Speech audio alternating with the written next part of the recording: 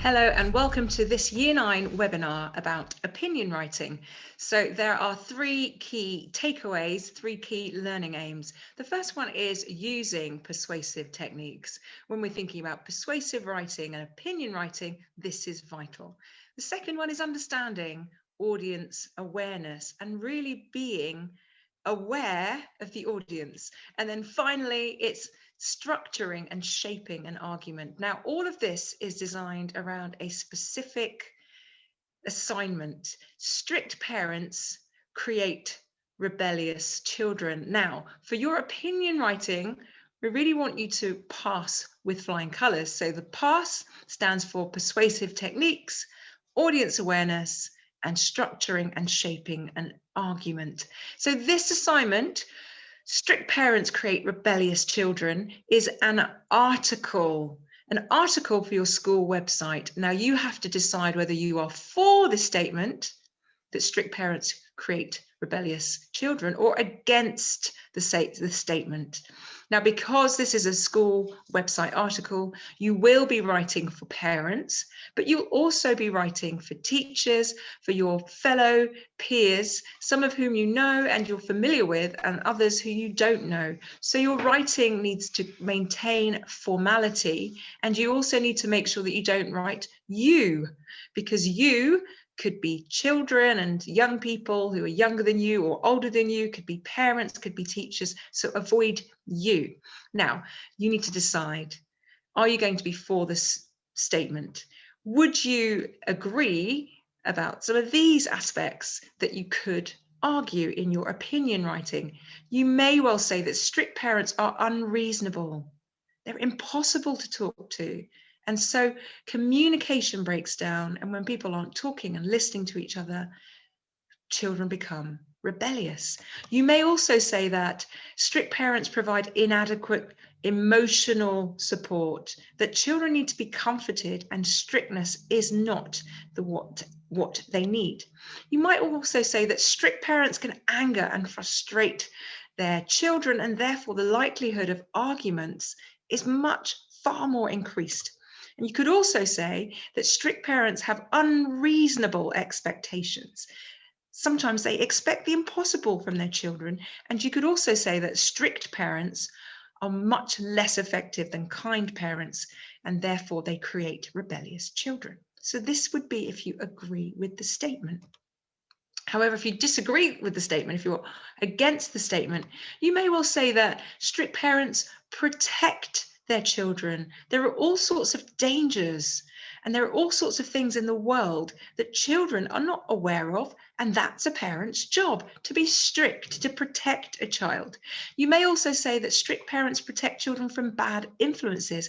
It's not just things in the world, it may well be other children that are bad influences, and if parents are strict and they limit access to all sorts of people, they would stop you from being influenced by the wrong people. You may also say that actually strict parents stop you from being locked away in your room on a device, and they enable children to spend time with family, to spend time with friends in the real world rather than online in a virtual world. You may say also that strict parents make sure homework is done. Strict parents ensure that you go to children go to extracurricular activities, and therefore they deter children from failure in later life. And then you may also say that strict parents actually make their children respect them, and therefore they're a parenting role model, that when their own children have children, they'll be able to inspire respect. So those may well be some arguments for or against this statement. And for this assignment, you decide which side of the argument you're on. Now, in order to be convincing and for your opinion writing to really be compelling, you'll need to think about using persuasive techniques. Now, Deforest is a really helpful way of remembering some persuasive techniques that are effective. The first D in the first list of Deforest, now there are two Deforest lists, but the first list And the first D is for direct address. You guessed it. I am sure I am feeling what we all must be feeling. So you, I, we, direct address, inclusive language is persuasive for your readers. Alliteration, comfort, not curfews, love, not limitations. It makes these phrases memorable. So it's the same sound at the beginning of letters. Facts. Did you know that teenagers sleep more than newborn babies? So facts are interesting items that again would appeal to the logical side of the argument for your readers. Opinions of experts, according to Dr. Preet at the University of Faddington. So even though it's an opinion, because it's a doctor, someone from a university, someone who's an expert, it sounds much more convincing. Rhetorical questions. So obviously these are statement questions. They're not asking for an answer. Why on earth don't parents don't parents listen? You're not expecting someone to give an answer or response. It's the rhetorical question that's getting that rhetoric, that opinion across. The E is for exaggeration. It may take 1,000,000 tears to change the mind of a strict parent. So you've got the over the top, hyperbolic, exaggeration that's being used. The S is for statistics. Did you know that teenager years or adolescence actually starts at the age of 10? So statistics is number data. Triplets for this first Deforest is 3. So no compromise, no weakness, no negotiation. So telling parents to stand firm and to be strict. So that's the first set of Deforest techniques, but there's also another set that's much more about being creative and imaginative and using description as a way of being persuasive. So the D is description, crushed under the burden of expectation. So here you've got a metaphor being used to really get this idea that strict parents can crush the soul of children and make them rebellious. An anecdote is a story example, and that's a way that you as a writer can sound credible because you have an experience, or you can bring an experience it's actually happened in real life.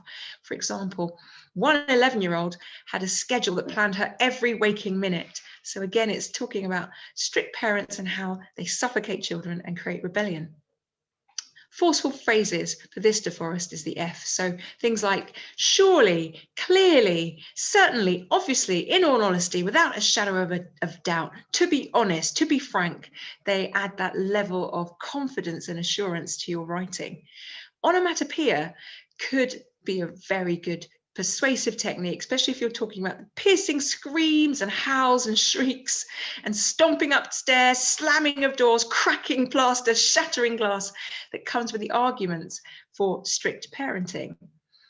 The R for this Deforest is ridicule. So you could use sarcasm and irony very effectively to show that the decision is not a good decision, that you're ridiculing or mocking and finding criticism in a particular idea or a particular approach. So for example, one good idea would be to take a desperately insecure child who's crying out for love and attention and give them a harsh regime that kills their connection with their family as well as any personal creativity. Obviously, this is not a good idea to kill personal creativity, to kill connection with family, but the ridicule and the sarcasm, the irony is highlighting that it isn't a good idea, almost like reverse psychology. For this Deforest, the S is for simile, so you're using like or as. Again, it's used descriptively, but you can use it as a powerful persuasive technique.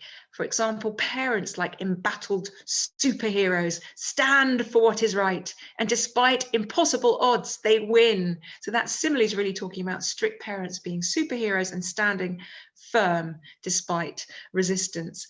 And then the T is for telling or imperatives. Don't give in. Let's try a different approach. These bossy verbs and imperatives can be very effective in being persuasive and really convincing your readers of your viewpoint and your opinion. The last set of persuasive techniques I would call heat. Now they're slightly more sophisticated, but they're very easy to use. The H here in the heat is hypophora. It's when you pose a question and then you answer it yourself. Is it good enough? Of course not. Do we need change? Obviously. So you set the agenda, you set the question. Can you ask any question? If you like. Is it really effective? Very much. Is it simple to use? Well, you can see it is.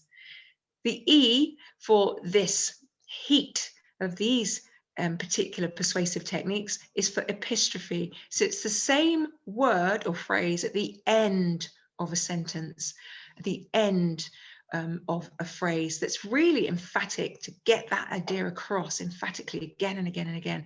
There will be resistance. Parents must stand strong. Scowls will be seen. Parents must stand strong. Tantrums will be thrown. Parents must stand strong. Anger will erupt. Parents must stand strong. So you can see the epistrophe, the same phrase, parents must stand strong, is really emphatic and showing that strict parenting, although it's difficult, will pay off in the end. The A is anaphora, which is the opposite of epistrophe, where you have the same word or phrase at the start of a sentence. So something like this: arguments at the dinner table, arguments by the television, arguments beside the sink, arguments over gaming consoles. You can see that arguments is there to show that strict parenting actually causes more conflict than it's constructive.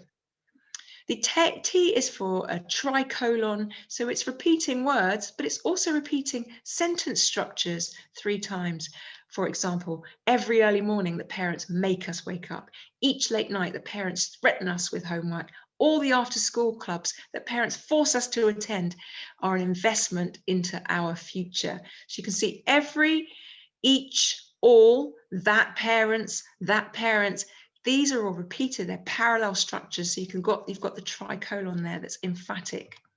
And then epizeuxis is repetition right within the sentence, lots and lots of repetition within the sentence. So for example, children, yes, all children, even the most kind and respectful children, yes, all children need boundaries. So that real ramming of the repetition, forcing all of that into one sentence, is epizeuxis. So I hope that you will think about using all of these different persuasive techniques for your argument. Now, the argument is not going to be well won unless you really understand and think about the audience. Now, what first way of doing that is really anticipating their concerns. So you really think, right, what are they worried about? I understand and accept that the world is a dangerous place for young people. So you're showing that you understand it, you're anticipating their concerns. But the dangers of us creating rebellious adolescents through strict parenting is also serious. So you're not throwing away their argument or their opinion or their concerns. You're accepting them, you're understanding them, but you're adding your own concerns to show that your viewpoint alongside theirs is valid. So when you understand your audience's concerns, your argument can be shaped and targeted very effectively so they really understand and accept your concerns. What about counter argument? It's clear that children should be given choices in life. No one would disagree with this. So you're giving them their viewpoint. You accept that viewpoint. However, I am sure that you also agree that a dangerous choice is never a sensible choice to give young people. So you're countering that argument with something else that sounds even more sensible, that you give them choices, but you can't give them dangerous choices. That wouldn't be sensible.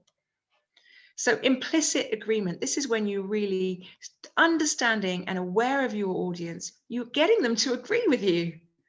We are all aware. So can you see that implicit agreement? You're getting them to agree with you. We are all aware of the pain of isolation and rejection, which is why we must reject strict parenting that isolates children from their friends and makes them unable to develop social skills. So you can see you're getting them to agree with you. So you really understand your audience. And then a shared understanding, really understanding what they share, the values that they share. We have all experienced anxiety and fear, which is why we must protect our children from the fear and anxiety that comes with weak parenting and lax boundaries.